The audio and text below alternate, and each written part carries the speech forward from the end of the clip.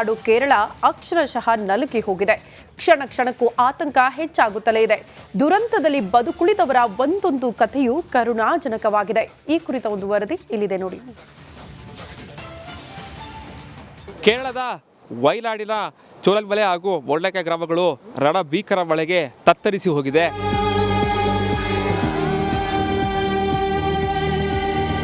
ಭೀಕರ ರಣಭೀಕರ, ಕ್ಷಣ ಕ್ಷಣಕ್ಕೂ ಆತಂಕ, ತುತ್ತು ಅನ್ನಕ್ಕೂ ಹನಿ ಹನಿ ನೀರಿಗೂ ಪರದಾಟ. ಅಕ್ಷರಶಃ ದೇವರ ನಾಡು ಕೇರಳ ನಲುಗಿ ಹೋಗಿದೆ.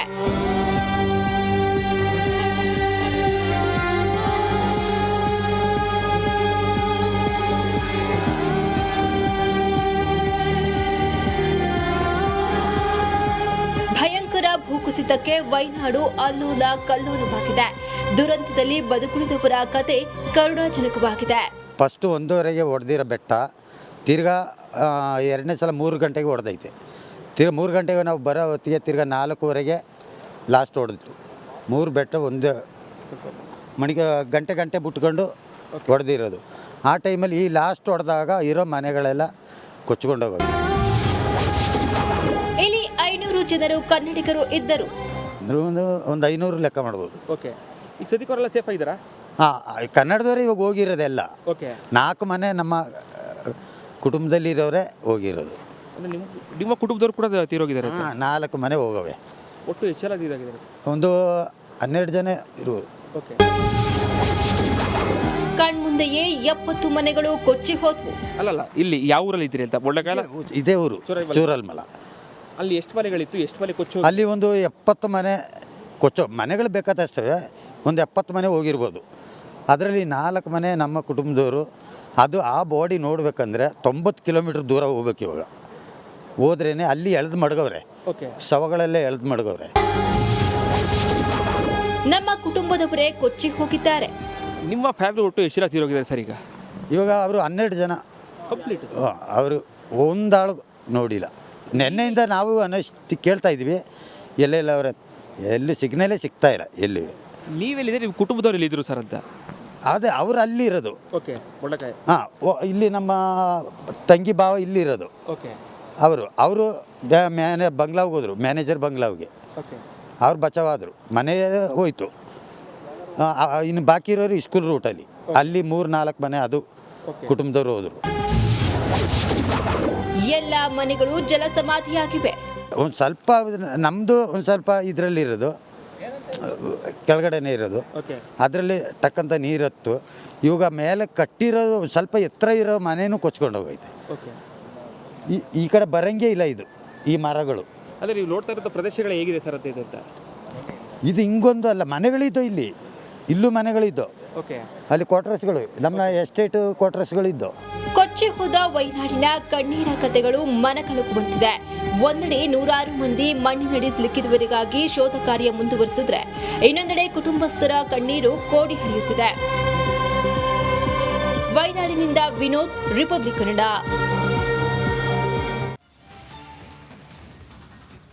ಕೇರಳದಲ್ಲಿ ಕಂಡು ಕೇಳರಿಯದ ಭೂಕುಸಿತ ಸಂಭವಿಸಿದೆ.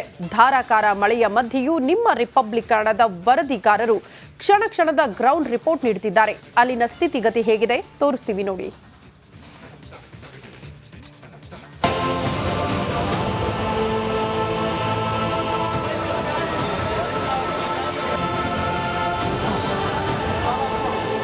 ಈ ಅಜ್ಜಿಯನ್ನ ಚೇರ್ ಮೇಲೆ ಕೂತ್ಕೊಂಡು ಇಲ್ಲಿಂದ ಒಂದು ಬೇರೆ ಕಡೆಗೆ ಸುರಕ್ಷಿತ ಸ್ಥಳಕ್ಕೆ ಸ್ಥಳಾಂತರಿಸುವಂತ ಕೆಲಸಗಳನ್ನು ಮಾಡಲಾಗ್ತಾ ಇದೆ.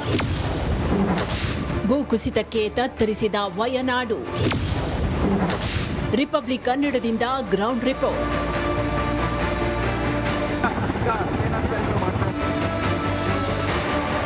ದೇವರನಾಡು ಕೇರಳದಲ್ಲಿ ಸಂಭವಿಸಿದ ಭೂಕುಸಿತ ಮರಣ ಮೃದಂಗ ಬಾರಿಸ್ತಾ ಇದೆ.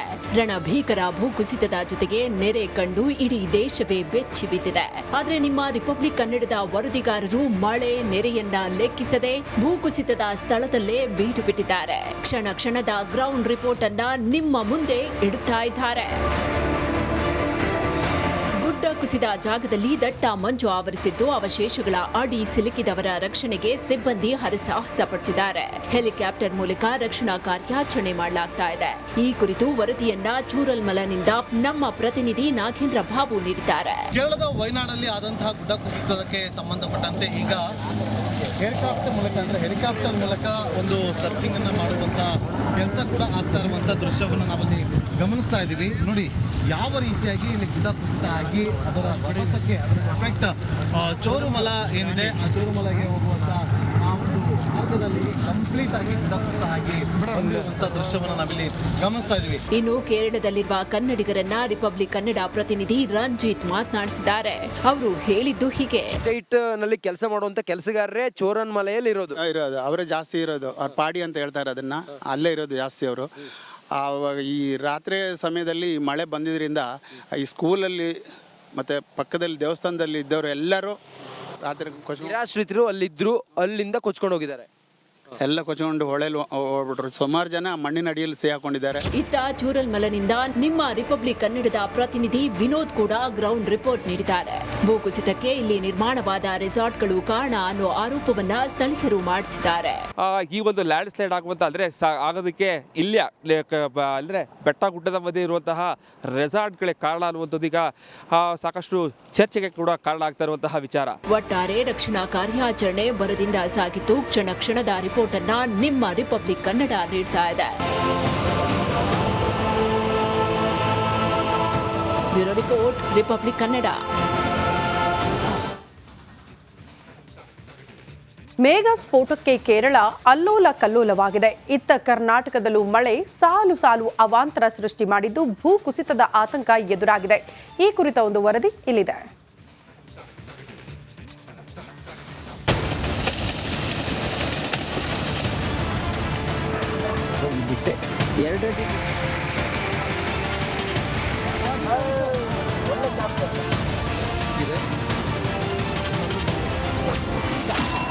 ಮಳೆ ಆರ್ಭಟಕ್ಕೆ ಹಾಸನ ಜಿಲ್ಲೆ ತತ್ತರ.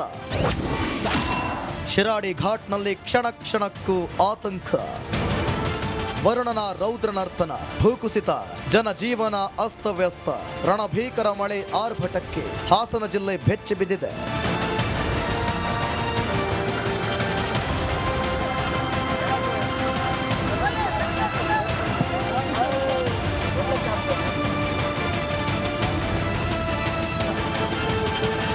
ವರುಣಾರ್ಭಟಕ್ಕೆ ಶಿರಾಡಿ ಘಾಟ್ನಲ್ಲಿ ಭಾರೀ ಭೂಕುಸಿತವಾಗಿ ಸಾಲು ಸಾಲು ಅವಾಂತರಗಳನ್ನೇ ಸೃಷ್ಟಿಸಿದೆ. ಮತ್ತೆ ಇದೇ ಮಣ್ಣಿನಲ್ಲೀಗ 3 ಲಾರಿಗಳು ಸಿಲುಕಿಕೊಂಡಿವೆ.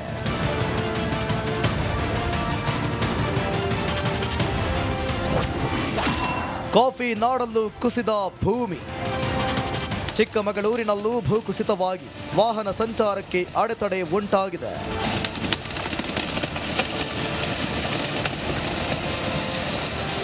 ಶಿವಮೊಗ್ಗದಲ್ಲಿ ಭಾರೀ ಮಳೆಗೆ ಹೊಸನಗರ ತಾಲೂಕಿನ ಕುಂದಗಲ್ಲು ಬಳಿ ಭೂಕುಸಿತವಾಗಿದೆ.